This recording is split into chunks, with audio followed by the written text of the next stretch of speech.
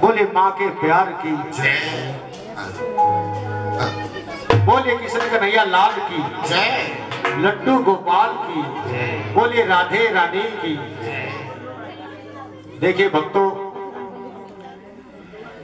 मेरे भजन के शब्द ध्यान से सुनना, समझ में आएगा, मजा भी आएगा।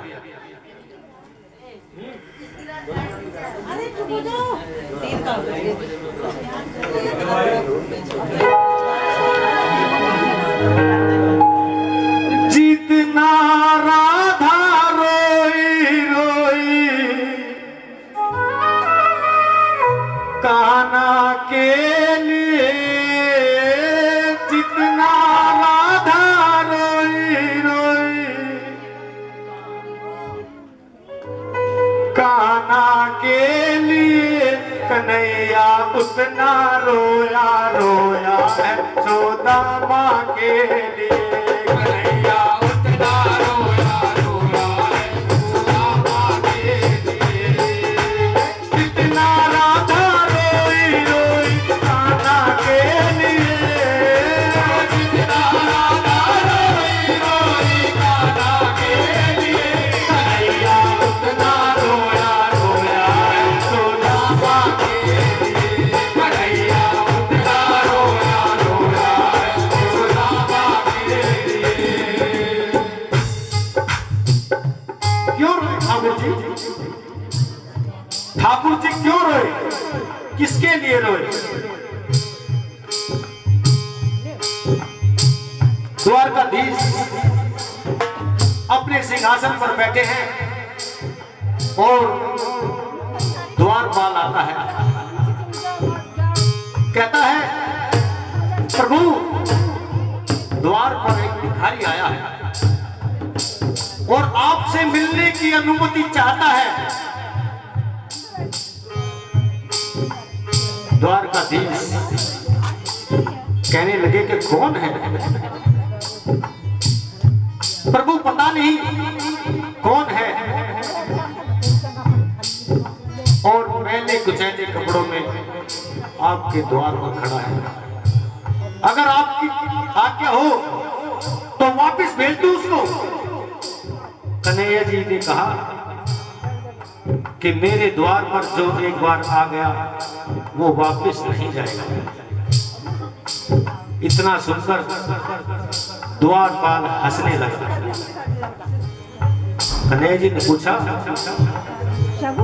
कि द्वारपाल तुम क्यों हंस रहे हो?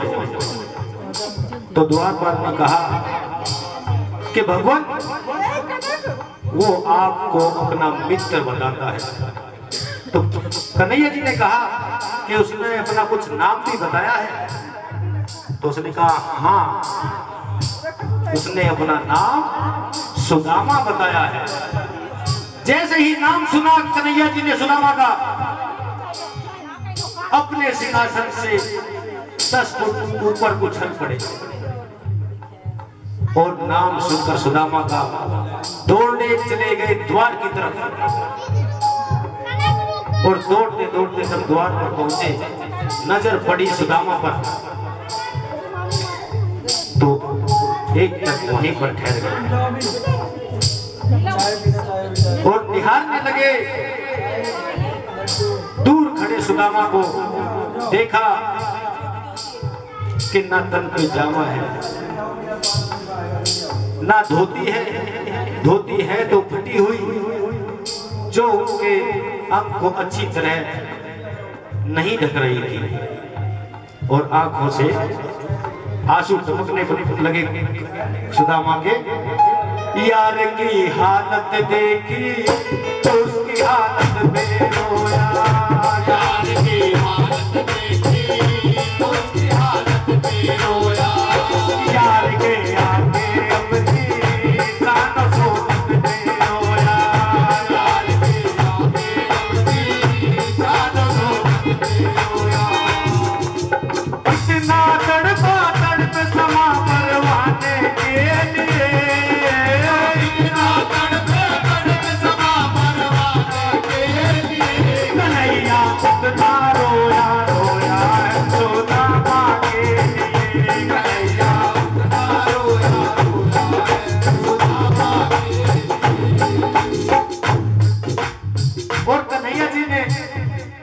सुदामा का हाथ पकड़ा और अपने दरबार में ले गया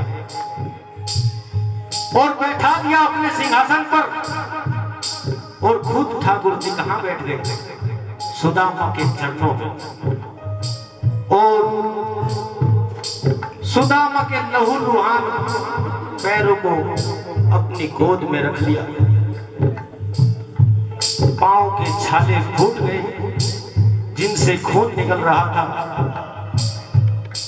और वो खून कन्हैया जी की, जो कन्हैया जी ने धोती पहनी थी मखमली सफेद रंग की, उस खून से कन्हैया जी की धोती लाल हो गई। और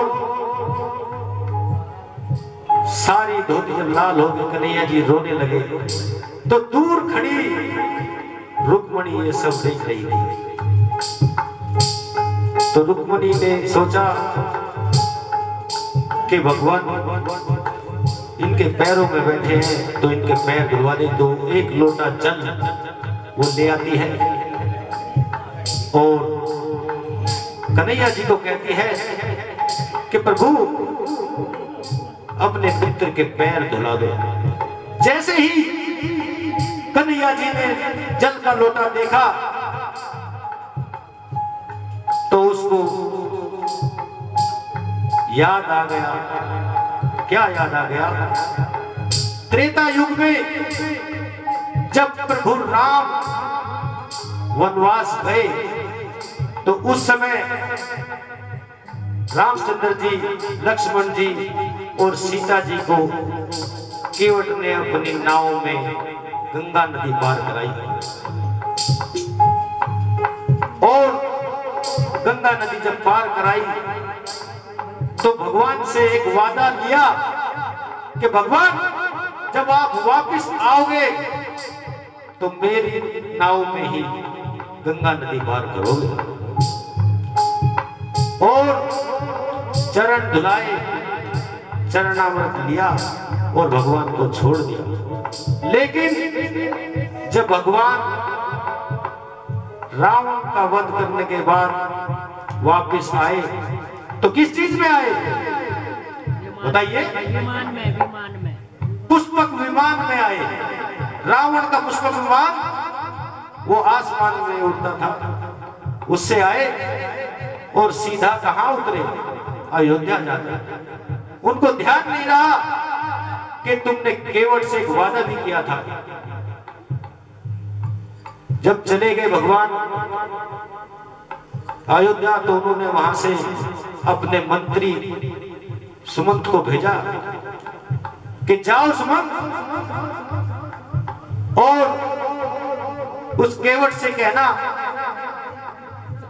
कि मैं अपना वादा, अपना कर्जा अगले जन्म में उतारूंगा और सूद समेत उतारूंगा। तो अब भगवान कभी रोते नहीं हैं। देखिए,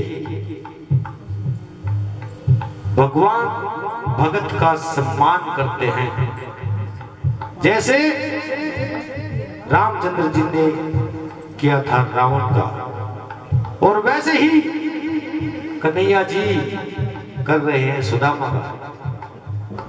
ये सुदामा वही केवट है जिसने रामचंद्र जी को गंगा नदी पार कराई थी। ये वही केवट है। तो भगवान पहले सूद दे रहे हैं, कर्जा बाद में उतारेंगे। पाँव के छाले देखे दुख के मारे रोया, पाँव के छाले देखे तो दुख के मारे रोया, पाँव धोने की खातिर खुशी के मारे रोया, पाँव धोने की खातिर खुशी के मारे रोया।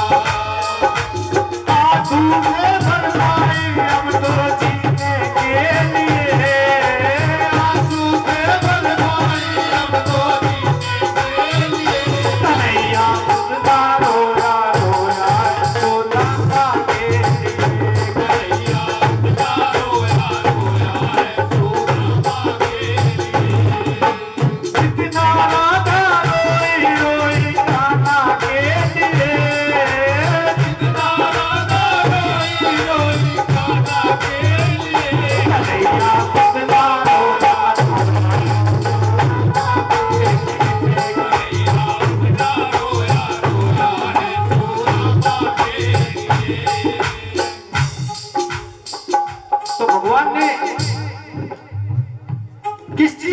चरण धुलाए सुदामा के अपने आंसुओं से। तो ये था भगवान का सूत। और अब उनको वो कर्जा देने का भी समय आ गया। जब 4-5 दिन हो गए सुदामा को 56 भोग बांटते हुए, तो कन्हैया जी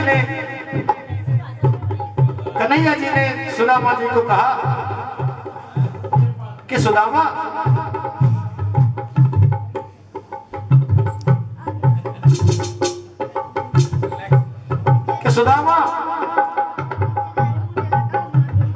तुम मेरे लिए क्या लाए हो? कि तुम तो बेवकूफ हो सकते हो, लेकिन मेरी भाभी बेवकूफ नहीं हो सकती। उसने मेरे लिए कुछ ना कुछ तो भेजा होगा। तो सुदामा उनकी बात सुनकर इधर उधर को छुपाने लगे और हाथ पीछे खींचने लगे। तो उन्होंने देखा कि सुदामा कुछ छुपा रहे हैं। तो उन्होंने सुदामा की जो अंगोछा था उसमें कुछ चावल सुदामा की पत्नी ने रास्ते के लिए खाने के लिए दिए थे, जो सुदामा ने नहीं खाए।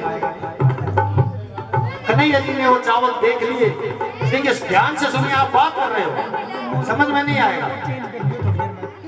तो कन्हैया जी ने वो चावल देखे और चावल देखकर उन्होंने एक मुट्ठी चावल उसमें से खा लिए।